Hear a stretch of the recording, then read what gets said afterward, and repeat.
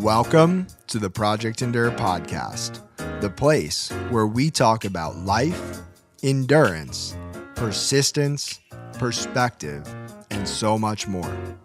I'm Joe Rinaldi, and I'll be your host. Let's jump in. Before we get started, let me share a quote with you. The great Les Brown once said, "You can't see the picture when you're in the frame." If you've felt stuck in your fitness, mindset, or life as a whole, head down to the link in the show notes and reach out to learn more about Project Endure Coaching so that we can help you step outside of the frame and bridge the gap between who you are now and who you want to be. We can't wait to hear from you. Now, let's get to the episode.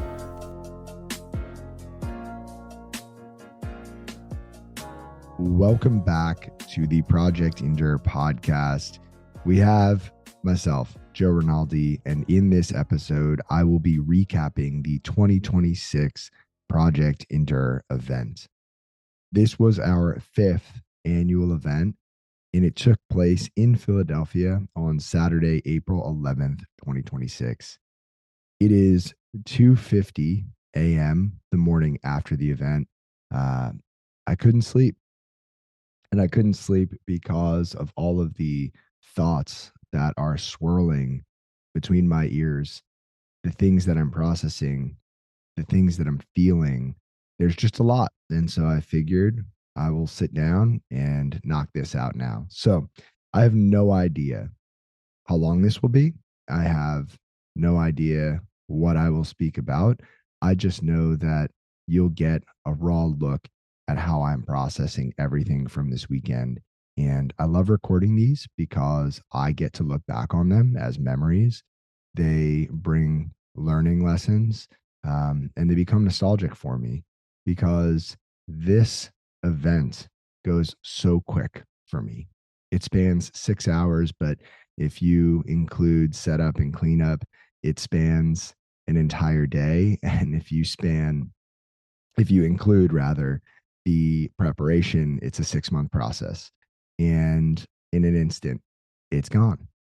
So with that being said, I'll start with a quick recap of the speech that I gave at the event. Then I'll go into a summary of how the day unfolded. I'll talk about some logistics leading up to the event. There were a lot of things that did not go according to plan that you might not have known about or noticed at all if you were there. And then I'll talk about the logistics of the event day because there were also things that did not go according to plan during the day. And then I'll talk about some bigger picture takeaways, just some thoughts, some reflections, and insights. So, with that being said, I'll start with a recap of the speech. I like to begin by just thanking the people that help make the day possible. And I always start with my wife, Michaela. It's tradition at this point for me to embarrass her. So I called her up and just expressed gratitude for her patience, her support, her encouragement, her partnership, because none of this would be possible without her. And that's the truth. She likes to exist behind the scenes and she deserves so much recognition. So I made everyone give her an enormous round of applause. And then I told her we would not hit her with a confetti cannon up here where I was standing at the time with her, because that's what we had done for the previous 2 years. And I had planted 3 of our friends to sit next to her with confetti cannons. So when she got back to her seat, those confetti cannons went off. And I think I surprised her. And the brainstorming begins for 2027 and how I will mix that up, we'll say. But after that, I just had a moment to thank the photographers, the videographers, just the media team is incredible. They capture the energy of that day so well. And so I thanked them. I took a moment to thank our event sponsors. This year we had 2 main event sponsors, Alpha Fit Club Philadelphia and Legacy of Hope. Both organizations are special to me in different ways and really played a big part in making the day special. So After that, I just moved into a general thank you for everyone who goes above and beyond in supporting what we do, because there are so many moving pieces that need to fall into place for a day like that. And I am not the only one doing that. There are so many people that play small roles, big roles, seen roles, and unseen roles, and they deserve recognition. So, we had a round of applause for that group. And then I went into my talk and just started by expressing a bit of disbelief that I'm standing here 5 years into this journey at the fifth annual Project Endure event in front of 200 plus amazing human beings. And it felt important to mention that, not because of the number, but because of what it represents.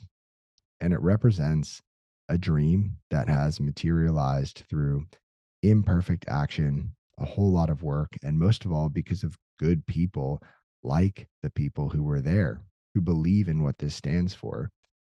None of it would exist without the people who show up, the people who want more for themselves and for those around them. And so from there, I just went into, what Project Endure is all about for the people that were new. Uh, our mission is to help people find strength in struggle. Our motto is do hard things, because growth is uncomfortable and what we want is on the other side of hard. Everyone in attendance had a journal and a pen that they got when they sat down. And I encouraged everyone to take out their pens and write in their journals the phrase, what you want is on the other side of hard. What you want is on the other side of hard.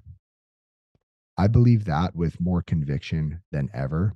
And standing up there, I see it in a different light than when this all started. And that's because I've come to understand that hard doesn't always have to be dramatic. It's not always a big race, a professional leap, or a massive transformation. In fact, most of the time, hard is quiet.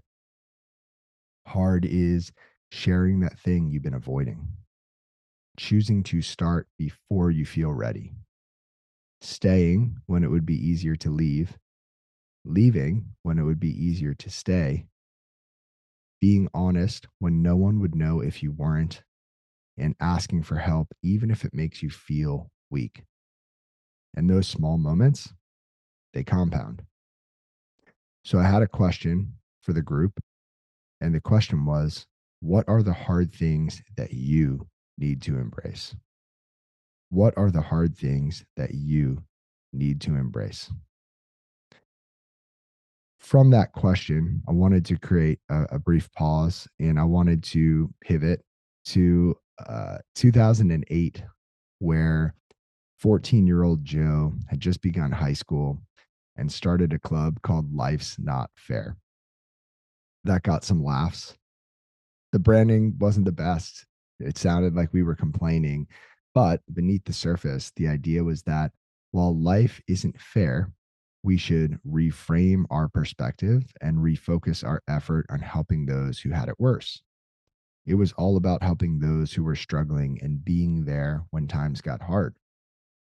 I had a friend toss me a shirt at that moment, and it is the only shirt that I own and one of the very few that exist out there in the world of the Life's Not Fair Club shirt. And it is a white t shirt with three stick figures on the front. The middle stick figure is very short and is holding a basketball, and the outer two stick figures are very tall and have their hands up. They're guarding him. And it was a lighthearted way of showing that, yeah, life's not fair. And that's not the worst thing in the world. And on the back of the shirt, the phrase, I believe, is, it could always be worse. And so, or maybe it's help make a difference. I need to go check that. But either way, I made a joke that, it's special to me because of what the shirt represents and because my mom either threw out or donated the other 300 that were sitting in the attic of my childhood home because she hates clutter. And I get that from her as well. I have that trait. But anyway, I brought it back to the idea that 18 years later, right now, Project Endure stands for the same things. This is all about finding strength in struggle, embracing the truth that we are so much stronger together, and understanding that no matter what we do, life is going to be hard. So we might as well choose the hard that suits us best. I asked everyone to focus in on a specific kind of hard with me in that moment.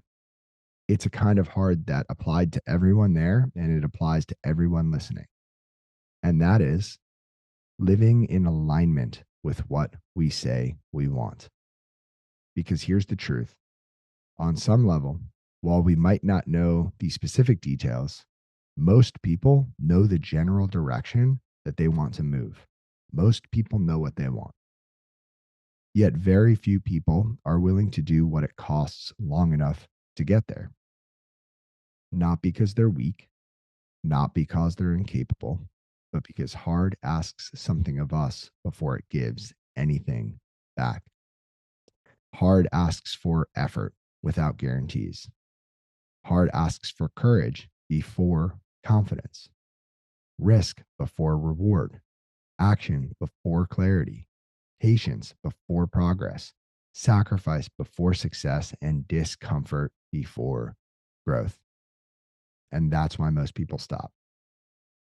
Here's what I've come to understand through the coaching work that we do, the podcast that we host, the personal experiences that I've lived, and most of all, through the stories that everyone brought to that event.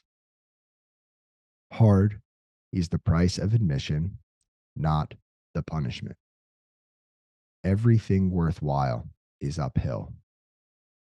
What you want is on the other side of hard. The question has never been if that's true. The question is whether or not you're willing to keep choosing it in the big moments, in the small moments, and when no one is watching. I expressed to the group that this event is about exploring what that means to you while having fun, doing hard things, and meeting some of the best human beings that this world has to offer. And I meant that. The event isn't about proving anything, and the goal wasn't to leave as a brand new person. The goal was to leave more honest, honest about what you want, honest about what it requires, and honest about the next small, hard step you probably already know you need to take. I told everyone that I'd like to speak before we get started with the festivities because it gives me a chance to remind everyone what this is all about and to encourage everyone to take full advantage of what's to come. You know, there is so much effort that goes into making the event special, from the space to the food, the fitness to the speakers, the shirts to the activities, and everything in between. We even had porta potties this year, which was one of the hardest pieces from a logistics standpoint. And all of that is just a reason to get people there. The magic of the gathering is the people in the room. I told them that you are always one person, one connection, and one conversation away from a completely different life. I encourage them to go start that conversation, make that new friend, share that thing you've been holding inside, and step outside of what's comfortable at every twist and every turn. Don't forget that hard things can be fun things, and it feels good to pursue growth. So I hope you have a blast. Everyone started to clap, but there was one more thing I wanted to say, which was that for those people who know me, I'm a creature of habit. And while you might be surprised that there haven't been any quotes yet, you won't be surprised that for the fifth year in a row, I'll end with the same quote from Alexis Carrel, who said, "Man cannot remake himself without suffering, for he is both the marble and the sculptor." And at that point, it was almost time to do hard things. So I will zoom out now that you've heard more or less what the speech was about. I'll take you through how the day unfolded and what some of the changes we were. sorry, what some of the changes were that we made from last year's event. We started again with a quick speech from me after people had arrived, had a chance to get an event shirt, eat some food, drink some coffee, and mingle. And I spoke, and then we gave everyone 5 minutes to journal on that question. What are the hard things that you need to embrace? This year, I wanted to create more space so that people could think, so that people could talk, so that people could connect. I didn't want everything to be so packed that it felt like we were rushing from one thing to the next. After that 5 minute quick journal session, I invited up Sam Tooley, who has been part of the last three events, and he spoke 2 years ago, to sit down with me on some stools that we got on Amazon for a podcast style conversation. So this was the first time we've ever done this. It worked really well, and I'm glad that I did it with Sam. Sam and I have a history of podcasts. We had a podcast that predates Project Endure called the Pursuit Podcast. We're great friends. We've talked a lot. We know each other's style and cadence. And so we sat up there for somewhere between 40 and 50 minutes and had a conversation based off of questions that people had submitted through social media. The questions were all about hard things, handling hard things, mindset, etc., personal growth. And we had a great talk, and it was a lot of fun. I appreciated having that moment in front of other people. So I hope there could be value extracted. I am grateful that it was recorded, and I will have that to look back on. And, we talked about some things that I'll get to when I talk about insights that I had from the day. But after that, we went right into the team building portion of the day. And I should actually rewind and just say one of the changes we also made outside of changing the format of how Sam and I spoke was we got a different speaker system so we could project sound a bit better.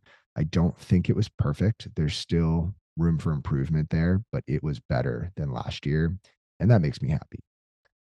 We went into the team building, and that went so well. That was one of my favorite parts of the day. I have my phone connected to a different Bluetooth speaker system that's part of the gym. It gets loud. So from my phone through the team building, I am controlling the type of music, the volume of music, kind of DJing, if you will, while I am also instructing, organizing, and moving people around from activity to activity. And essentially, you can think of this part of the day as just high energy. People are collaborating, people are laughing, people are working hard. We had some prizes and giveaways this year between Project Endure Apparel and a partnership with Lululemon, which was great. And at the end of the team building, we go into an uncomfortable set of moments, which is for those of you that were there or have been to one of the previous few events, it's 5 minutes of uninterrupted eye contact. And the way we do this is we pick, I have everyone pick someone that they've never met before. So everybody is partnered up with someone that ideally they haven't met before. And they sit down on the floor, they cross their legs if they can, put their hands on each other's knees if they're comfortable, and they make 5 minutes of uninterrupted eye contact with no talking. And to go from the high energy of the team building activities like rock, paper, scissors, shoot, push up competition, red light, green light, wheelbarrow race edition, all that stuff, to go from that high energy to 5 minutes of silence, uninterrupted eye contact is incredible. The way that the way that these people are able to switch energy is so impressive to me. And the way that people embrace something as unique and uncomfortable as eye contact with a stranger is beautiful. And you look around the room and you see emotion, right? Some people struggle, and that's to be expected. And there are other people who have tears rolling down their face. I've done this exercise a handful of times, and it is so powerful to have a portal into someone's soul through their eyes. It is such a unique experience to get to know someone without speaking. And then when the time is up, I tell everyone to talk about what they felt. And in a second, the room goes from dead silent to the loudest that it gets all day, filled with conversation, laughter. And that's so cool to me. So we move on from that. Everybody gets a chance to use the bathrooms, etc. And then we have our middle speaker. This year, Josh Holy was our middle speaker. Phenomenal human being, incredible friend. He gave a great talk. And I'll talk more about logistics of the day here in a second, but Josh did great. We went from Josh to journaling. So everyone split up into groups of 4, which was different because last year we did groups of 10, which I think was a bit too big to give everyone ample opportunity to talk and share. And so these smaller groups seemed to work well. But for 40 to 50 minutes. We were in these groups of 4. Everybody had their journals. They had a series of journal questions that came with the journal. We put postcards inside each journal. And the conversations, from what I heard, seemed deep and meaningful and I hope impactful. So that was awesome. And then we transitioned again to our final speaker, Christina Muccio. I call her Mooch. She is phenomenal, high energy. She flew in from Boston that morning, and just she's phenomenal. And for those that were there, you understand what I'm talking about. But she took everyone through a short meditation and then shared some powerful words before we then transitioned to my favorite part of the day, which is the workouts, the fitness. We had 4 options. We had a high intensity workout led by Sam Tooley, and that was kind of the Alpha Fit Club workout, if you will, since they were one of our sponsors.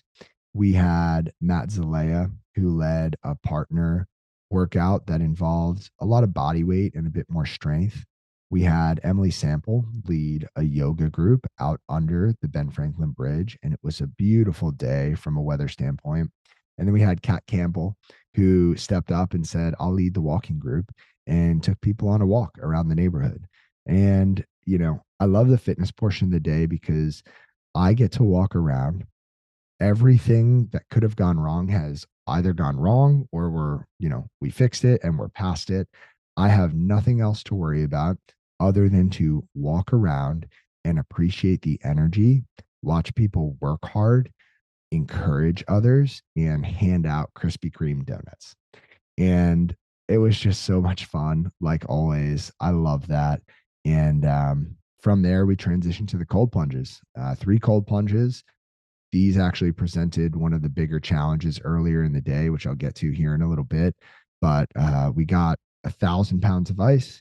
It was a perfect day for it. The tubs were in the shade. The water was nice and cold.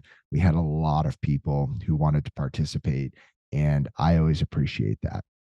From there, the rest is just cleanup. The confetti continues to be a point of contention. A lot of people tell me not to do it because it is such a pain to clean up. And yet every year we seem to clean it up. And every year, someone steps up and says, hey, I'll vacuum all this up. And I appreciate that so much. To me, the confetti is worth it, even though the cleanup is a bit longer because of it. Last night, Michaela and I got home, I want to say around 7:30 p.m. So left the house around 8 a.m., got home around 8 p.m. and parked the U-Haul on the streets of Philadelphia and ate some Chinese food and went to bed. So from there, I'm going to talk about the logistics of the lead up, right? This is a 6-month process, and there are a lot of things that can go wrong in 6 months. So a few of the things that were challenging this year, we had a lineup of speakers from the start. I got commitments from the speakers. And then I want to say 2 months out, one of the speakers had another commitment that conflicted and was not able to make it. That was unfortunate, disappointing, hard. And we had 2 months to deal with that. And so that wasn't a problem. We figured that out. Then a few weeks out, we had someone who was supposed to be leading one of the workouts cancel. some circumstances popped up. They were no longer able to make it. So we figured that out.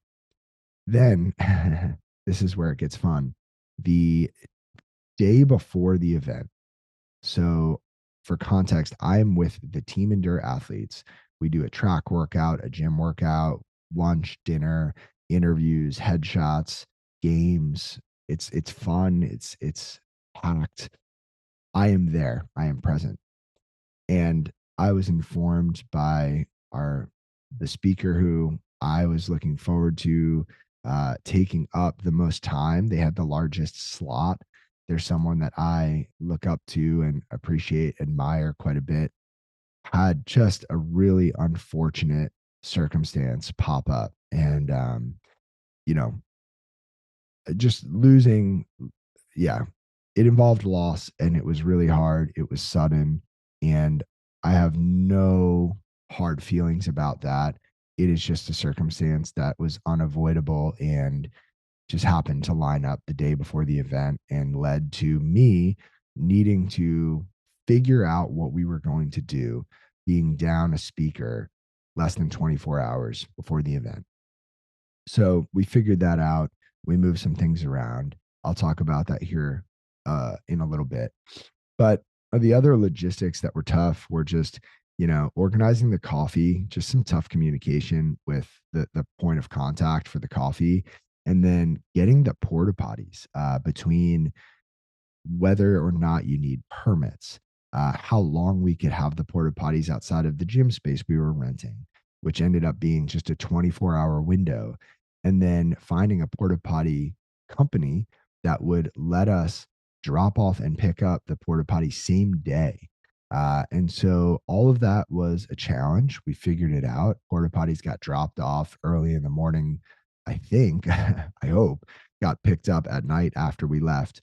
And, those were just some things I wanted to make note of for me. So now we get to the event. And maybe I should mention the night before the event again, the Team Endure festivities ended with dinner. We sat down at dinner. We had 28 people at dinner. And that's so special to me to have 28 humans around a table, drinking, eating, having great conversation, coming from different walks of life and just bonding.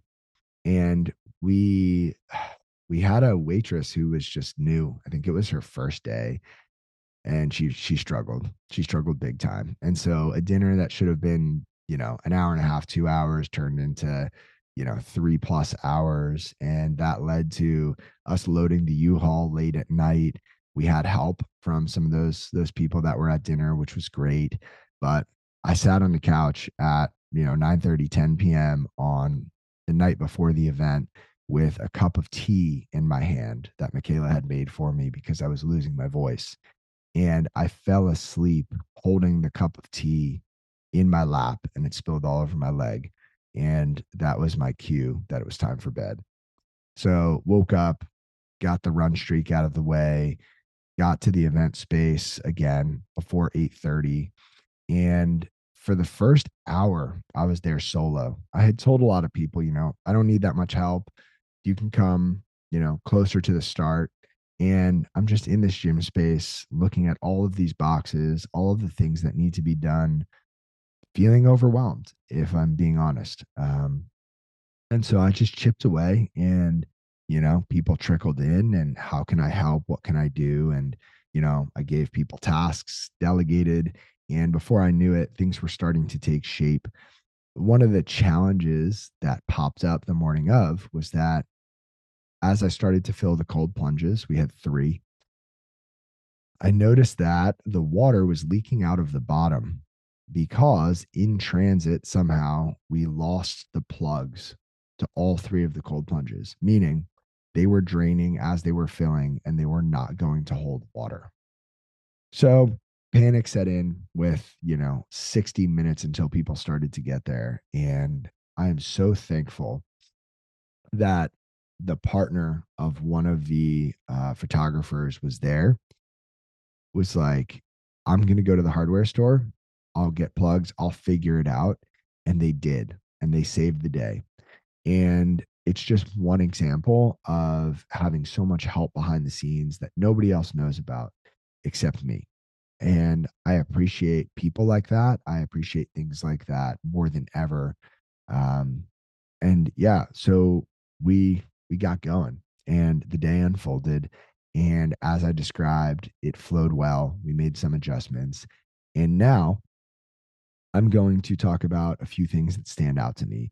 These are going to be more insights and reflections, things that are a bit deeper than everything that we've hit on so far, outside of the speech, because I think the speech was deep. But it's interesting how lessons come back. And what I mean by that is every year I get to the end of the event and I think that was phenomenal. I am so grateful. I feel so good. And it kind of erases a lot of the challenges, the struggles, the disappointments, and I forget about them. And then I plan for the event, I promote the event, we get close to the event, and then I get hit with those same challenges, the same struggles, the same disappointments. And it's a good reminder that building anything invites resistance. If you put anything out into the universe, there are going to be things that push back on it. And Sam had mentioned during our real time conversation in front of everyone that there's a difference between being burnt out from something that doesn't matter to you versus being exhausted from something that you're pursuing that also fires you up. That's a different set of feelings. This event, this mission, it fires me up. And I can be tired, I can be exhausted. But when those challenges pop up, there's just no option to stop because I care so much about this thing, because I've conditioned myself over the years to not quit, to flinch less, to hesitate less, to push through. And so things will go wrong. No doubt. Things did go wrong. You adjust. You show up with intention. You bring good energy and you do the next right thing. And this event was another reminder of that. It's ironic how there were so many pivots and so many hard things behind the scenes for an event that was all about hard things. And one of the hardest things for me each year is significant disappointment. It's the disappointment of pouring so much of myself into something that matters so deeply to me. To have people buy tickets, for me to give a free ticket, for people to express excitement, interest, for people to make commitments and say, I'll be there. I can't wait. 100% no doubt. And then a week before, the night before, the morning of, you get those texts that come through and say, hey, so sorry, I won't be able to make it. Good morning. I won't be there. I hope it's a great day. I won't sugarcoat it. That sucks. That is a gut punch every year. And I'll just make this distinction. There's a big difference, right? If you lost a loved one, if you're sick, I get it. No worries. But if you commit to something that matters to me and then something else comes up that feels more important, or something else comes up that you're more excited about, and you put the commitment you made to this event to the side for that other thing, it hurts me. It hurts me. And that might be the hardest thing about building Project Endure, is that I care so much about this thing. And when other people say that they want to be a part of it, commit to experiencing it, and then back out, it feels like a personal attack because this thing is an extension of the deepest parts of me. And each year, it's a point of reflection for me. It's a reminder for me that this is not about me. Those things are not personal. They feel personal, but they are not personal. And I go back to the 2023 event, which was our second ever Project Endure event. I remember feeling this way. And I woke up the morning of the event and I was so bitter. I was so upset. And I pulled it together and I put on a brave face and I smiled and I went there. And we did this exercise where everyone was on the perimeter of the room holding hands, forming a giant circle facing me in the middle. And there's a picture that I look back on, and it was a moment that I realized, Joe, you are spending too much time focusing on the people who are not here. You are forgetting to appreciate and be present with all the people who are here, who are supporting, who did follow through, and who are there to experience this thing. You owe it to them and to you to be here. And there's a quote, I'll read it here in a second, called The Man in the Arena. And I've always interpreted this quote as you're in an arena, you're alone, you're hurt, you're struggling, and people are rooting against you. And I think that's a fair interpretation, and there's nothing wrong with that. And I still see it like that in certain contexts. And when I think about it now, I think back to that picture from the 2023 event, and I think I stepped into this arena, and all of these people who are around me in the arena are cheering for me. They're not against me. And so, the man in the arena, if you've never heard this, it's one of the best quotes ever.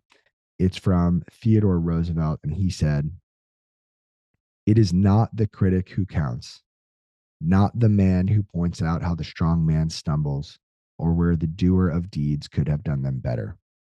The credit belongs to the man who is actually in the arena, whose face is marred by dust and sweat and blood, who strives valiantly, who errs, who comes short again and again, because there is no effort without error and shortcoming, but who does actually strive to do the deeds, who knows great enthusiasms, the great devotions, who spends himself in a worthy cause, who at the best knows in the end the triumph of high achievement, and who at the worst, if he fails, at least fails while daring greatly, so that his place shall never be with those cold and timid souls who neither know victory nor defeat."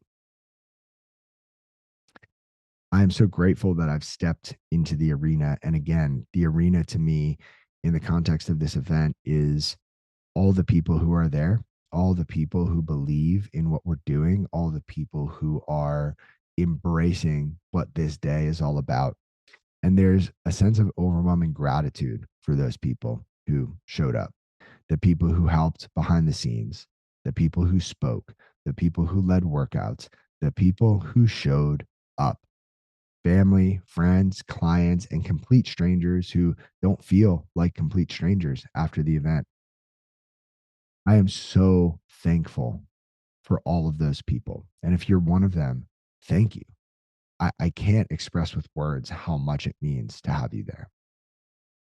I'll also highlight just one more time that Michaela, my wife, is just the best. And none of this would exist without her. She is so selfless always. And on a weekend like this, it shines through to me so much. She is just always there.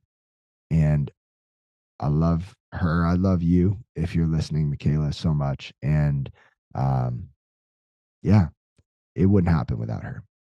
So I'll go into just a few more things. I mean, I think this event, for a number of reasons, is a great reminder for me that when you put yourself out there, good things happen. I started Project Endure in the summer of 2021 without much of a plan. I didn't have a specific vision.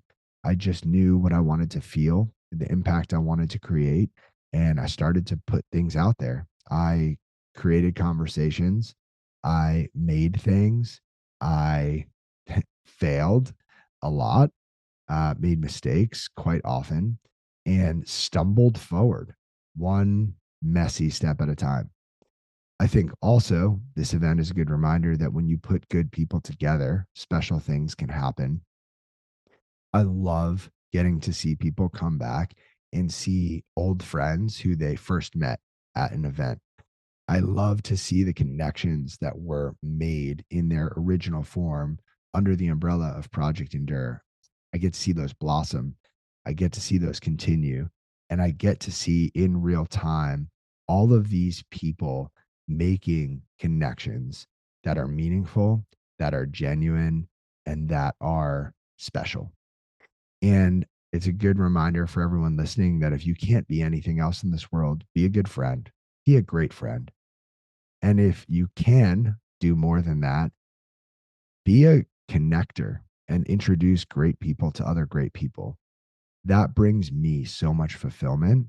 And in a big way, that's what this event is. It's a growing web of connections between incredible human beings that I hope grows and strengthens outside of just this single day. You know, people have messaged me thanking me for the event, and people have messaged me telling me that I should feel proud. I should be proud. And I am, and I get those messages and I realize I am not good at that yet. I'm not good at celebrating my wins yet. I can celebrate other people all day. I love celebrating other people. When it comes to me celebrating me, I'm not great at that just yet. I'm not good at slowing down yet. I'm not good at asking for help yet. When I talk about hard things and I encourage others to do hard things and think about hard things, it always brings me back to a place where I question what are the hard things in my life? And a few of them are slowing down, celebrating, and asking for help. And just like everyone else should work on their own hard things, I will be working. I will continue to be working on these. So it's also, for me, from my perspective, so good to see God work through the imperfect action that I take. Through all of the mistakes, the messiness, and again, the imperfection, I can see God working in the people around me. And that is so cool. Later this morning, which is Sunday, April 12th, I'll go to church with a handful of people from the event who just wanted to join. And to me, that's a beautiful addition to this event weekend that starts with the Team Endure festivities on Friday. We have the main Project Endure event on Saturday. And to be able to extend that and be at church together with a handful of people on Sunday is so special to me. One of the things that I'm working on, in addition to what I mentioned a few minutes ago, is talking about my faith. And the truth is that I wouldn't be who I am. I wouldn't be doing any of this if it weren't for the ultimate confidence that comes through following Jesus. And there's a quote I'd like to share that feels spot on for how I hope this event impacts others. It's from Marianne Williamson, who said, our deepest fear is not that we are inadequate. Our deepest fear is that we are powerful beyond measure. It is our light, not our darkness, that most frightens us. We ask ourselves, who am I to be brilliant, gorgeous, talented, fabulous? Actually, who are you not to be? You are a child of God. Your playing small does not serve the world. There is nothing enlightened about shrinking so that other people won't feel insecure around you. We are all meant to shine as children do. We were born to make manifest the glory of God that is within us. It's not just in some of us, it's in everyone. And as we let our own light shine, we unconsciously give other people permission to do the same. As we are liberated from our own fear, our presence automatically liberates others. To me, in a nutshell, that is the value about being around so many other great human beings who want to move in the same direction that you want to move. One of the things that Sam had mentioned, and I think this will be the last insight that I have for now, is that during our real time conversation up in front of everyone, that our self talk, how we talk to ourselves, the dialogue inside of our minds, it's a practice. It's not something that just happens. It's not something that one day we wake up and all of a sudden it's better. It's something that you have to work at. And when I look back at the past decade of my life, I can see how the practice of reframing the perspective that I have has added so much value to the things that I do. In other words, that the sight loss that I will say, blessed with, I wouldn't always use that word, but I do feel that the sight loss has helped give me a vehicle to practice shaping perspective with intention. If I wasn't going through this hard thing, I would not be forced to confront the internal hard things like I have. And I would therefore have a very different view of this world. And I don't know if it would be the best one.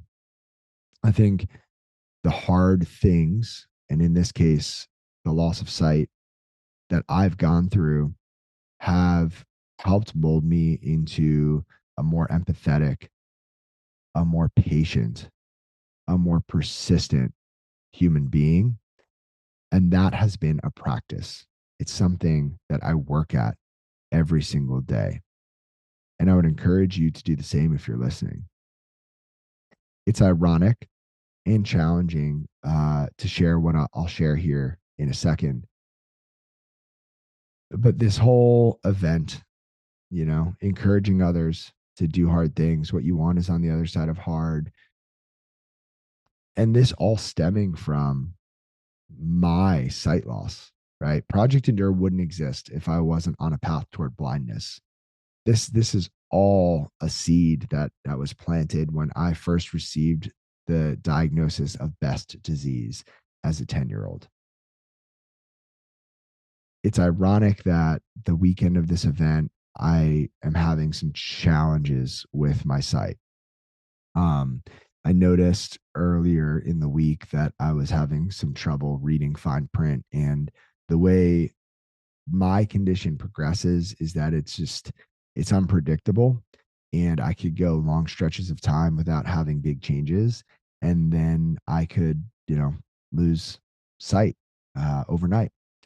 And I think it's hard to tell just because of how much loss I already have, but I think there's been a bit more loss, and that's hard to navigate. Every time that happens, it stirs up everything that I felt when this first happened as a kid. And I was navigating that this week and this weekend, and I'm navigating that now.